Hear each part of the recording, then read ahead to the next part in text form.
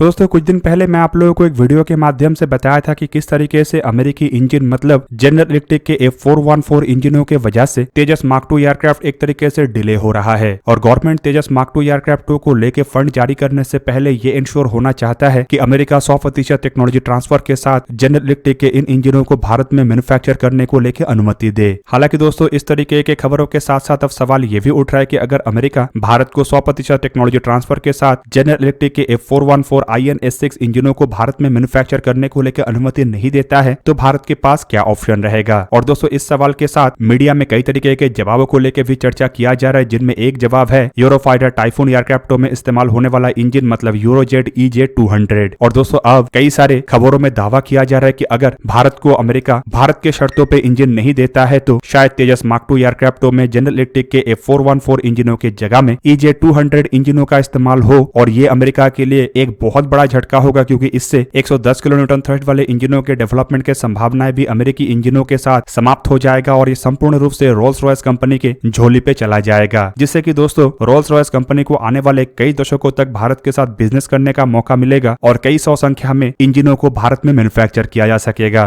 अब दोस्तों तेजस मार्क 2 एयरक्राफ्टों में EJ200 सीरीज के इंजनों का इस्तेमाल हो सकता है, ऐसा खबर तो साल 2008 में भी आ चुका था। यहाँ पे दोस्तों आप लोगों के जानकारी के लिए बता दूं कि F414 इंजनों को चुनने से पहले EJ200 सीरीज के इंजनों के संभावनाओं को भी जांचा जा चुका है और एक तरीके से आप कह सकते हैं कि तेजस मार्क 2 प्रोजेक्टों के लिए कई तरीके के इंजनों को लेकर संभावनाओं को खंगाला गया था और उनमें F414 तब EJ200 सीरीज इंजनों के ऊपर भारी पड़ा था। बेसिकली दोस्तों EJ200 सीरीज के इंजनों को अगर देखा जाए तो ये F414 इंजनों के मुकाबले में थोड़ा कम थ्रस्ट प्रोड्यूसिंग है। F414 इंजन 98 किलोन्यूटन तक थ्रस्ट प्रोड्यूस कर सकता है, जबकि EJ200 सीरीज के इंजन बेसिकली 90 किलोन्यूटन तक थ्रस्ट आफ्टर बर्नर के साथ प्रोड्यूस कर सकता है। हालांकि दोस्तों EJ200 सीरीज के इंजनों को अगर देखा जाए तो ये वजन में F414 इंजनों के मुकाबले में हल्का होने के कारण इसके जो थ्रस्ट टू वेट रेशियो है ये अमेरिकी इंजनों के मुकाबले में बेहतर है। और दोस्तों जब तेजस एयरक्राफ्टों के अर्लियर वर्जनों को लेके प्लान बनाया गया था तो इन एयरक्राफ्टों को 15 टन के मैक्सिमम पेलोड कैपेसिटी के साथ डिजाइन किया जा रहा था और 215 टन के एयरक्राफ्ट के लिए EJ200 सीरीज की इंजन एक परफेक्ट इंजन था।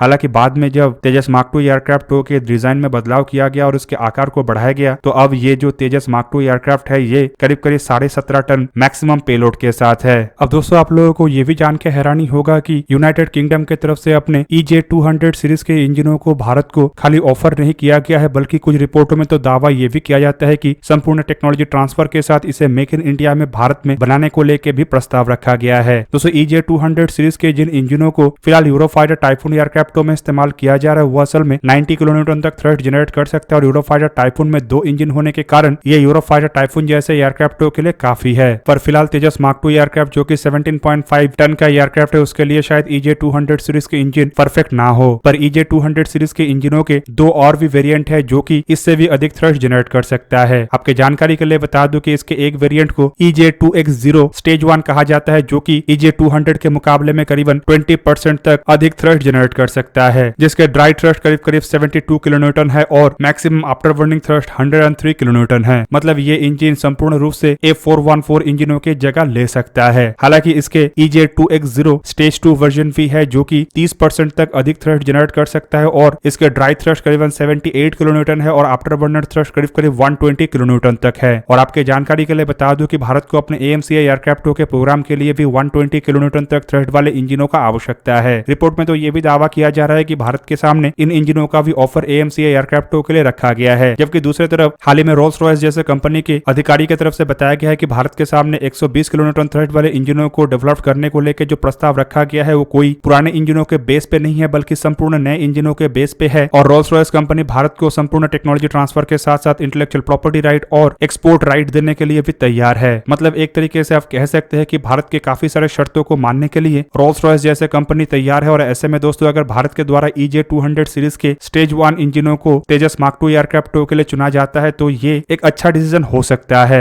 और दोस्तों इसी कारण माना जा रहा है कि अगर अमेरिका के साथ भारत के बातचीत सही तरह से नहीं चलता है और भारत के द्वारा अमेरिकी कंपनी की तरफ से बनाया हुआ F414 इंजनों को अमेरिका के रवैये के कारण रिजेक्ट किया जाता है तो EJ200 भारत के लिए एक स्ट्रॉन्ग कंटेंडर होगा और शायद ऐसे कंडीशन में भारत के द्वारा EJ200 का इस्तेमाल तेजस मार्क 2 एयरक्राफ्टों में किया जाए। हालांकि तेजस मार्क 2 एयरक्राफ्टों में इन इंजनों को अगर सिलेक्ट किया जाता है तो एक बहुत बड़ा वादा इंजनों के प्राइस हो हो सकता है, क्योंकि अगर F414 इंजनों के साथ इसके प्राइस को कंपेयर किया जाए तो ये थोड़ा कॉस्टली है। पर दोस्तों इसका हल बल्क प्रोडक्शन या फिर कहे तो बल्क ऑर्डर में ढूंढा जा सकता है। मतलब अगर भारत अगर बड़े मात्रा में इन इंजनों को खरीदता है या प्रोड्यूस करता है तो शायद इसका कीमत भी F414 के जैसा ही हो जाए। और दोस्तों यहाँ पे मेरा मानना यह है कि प्राइस के लिए भारत को टेक्नोलॉजी ट्रांसफर और इंटेलेक्चुअल प्रॉपर्टी राइट जैसे शर्तों को कॉम्प्रोमाइज नहीं करना चाहिए, क्योंकि अगर भारत को यह नहीं मिलता है तो भारत इंजनों के लिए और कई दशकों तक अन्य देशों के ऊपर डिपेंडेंट रहेगा, और ऊपर से डिपेंडेंट रहने पे वो देश भारत को अपने डिक्टेशन पे नचा सकता है। पर अगर भारत को इंटेलेक्चुअल प्रॉपर्टी राइट और टेक्नोलॉजी ट्रांसफर मिल जाता है तो बाद में भी भारत इन इंजनों को अपने बलबूते पे बना सकेगा। और अगर वो देश भारत का हाथ छोड़ देता है या भारत के साथ छोड़ देता है तो भी भारत को ज्यादा कुछ मुश्किलों का सामना नहीं करना पड़ेगा। और दोस्तों इससे भारत अपने खुद के इंजनों को भी स्ट्रॉन्ग कर पाएगा या अपने खुद के इंजनों के प्रोग्राम को भी आगे बढ़ा पाएगा। दोस्तों एक तरफ जहां पे अमेरिका के द्वारा जेट इंजनों की टेक्नोलॉजी भारत को देने को लेके दोहरा रवैया अपनाया जा रहा है, और एक तरीके से आप कह सकते हैं कि अमेरिका दोगलापन दिखा रहा है, तो वहीं पे दूसरी तरफ अमेरिका ये भी एक्सपेक्ट करके बैठा है कि अमेरिका से भारत अन्य हथियारों को भी परचेज करे। एग्जाम्पल के रूप में F-18 सुपर हॉर्नेट एयरक्राफ्टों को अगर देखा जाए तो अमेरिका अभी भी एक्सपेक्ट कर रहा है कि इंडियन नेवी के टेंडर के अंतर्गत भारत के द्वारा अमेरिकन एयरक्राफ्टों को परचेज किया जाए। दोस्तों यहाँ पे आपके जानकारी के लिए बता दूं कि कई सारे मीडिया हाउस में अभी तक बताया जा रहा है कि भारत की तरफ से शायद फ्रांस के राफेल M एयरक्राफ्टों को ही परचेज किया जाए। और प्रधानमंत्री नरेंद्र मोदी के जो जुलाई महीने में फ्रांस का दौरा है उस दरमियान दोनों देशों के बीच में एयरक्राफ्टों को लेकर डील को फाइनल कर लिया जाए। पर दोस्तों अभी भी अमेरिका की तरफ से आशा को नहीं छोड़ा गया, और अमेरिका की तरफ से यह प्रयास चलाया जा रहा है कि प्रधानमंत्री नरेंद्र मोदी के अमेरिका दौरे के दरमियान F-18 सुपर हॉर्नेट एयरक्राफ्टों के डील को उठाया जाए और उसी दरमियान डील को अमेरिका अपने पक्ष में कर ले। बेसिकली दोस्तों ये जो प्रधानमंत्री नरेंद्र मोदी के अमेरिका और फ्रांस का दौरा है ये फिलहाल इस डील के लिए एक महत्वपूर्ण दौरा बना हुआ है। बताया जा रहा है कि प्रधानमंत्री नरेंद्र मोदी फ्रांस के नेशनल डे के दिन फ्रांस में होंगे और प्रधानमंत्री नरेंद्र मोदी को फ्रांस की तरफ से चीफ गेस्ट भी बनाया गया है। वहीं पे दोस्तों जो बिडेन के निमंत्रण पे प्रधानमंत्री नरेंद्र मोदी जून महीने में अमेरिका जा रहे हैं। और दोस्तों अमेरिका का दौरा असल में फ्रांस के दौरे से पहले होने वाला है, और इस दरमियान अमेरिका अपना दाव चलेगा। दोस्तों इंडियन नेवी की तरफ से अपने बेड़े के जरूरतों को देखते हुए करीब करीब 26 एयरक्राफ्टों को परचेज किया जाना है, और इसे लेके इंडियन नेवी की तरफ से 2 एयरक्राफ्टों के ट्रायल को फाइनल किया गया था। दोनों एयरक्राफ्टों में एक तो राफेल M है जबकि दूसरा है F-18 सुपर हॉर्नेट। और दोस्तों फिलहाल रेस तो इन दोनों एयरक्राफ्टों में ही है, और इंडिया की तरफ से इन दोनों एयरक्राफ्टों में से किसी एक एयरक्राफ्ट को चुना जाना है। लगातार अमेरिकी कंपनी बोइंग की तरफ से अपने एयरक्राफ्ट को लेकर कई सारे दावे किया गया, जिनमें बोइंग का यह भी कहना था कि इंडियन नेवी के एयरक्राफ्ट कैरियर के लिए बोइंग के एयरक्राफ्ट परफेक्ट है, जो कि एयरक्राफ्ट कैरियर के लिफ्ट में फिट हो सकता है और अधिक थ्रस्ट वाले इंजनों से भी लैस है। दूसरी तरफ एयरक्राफ्टों के ट्विन सीटेड वेरिएंट भी है, जबकि बोइंग कंपनी की तरफ से राफेल एयरक्राफ्टों को लेकर कई तरीके के नेगेटिव खबर भी फैलाया गया, जिनमें यह बताया गया कि राफेल एयरक्राफ्टों के विंग फोल्ड नहीं होता है, जो कि लिफ्ट में एयरक्राफ्टों को फिट नहीं करेगा, और ऊपर से एयरक्राफ्टों के ट्विन सीटेड वेरिएंट भी नहीं है।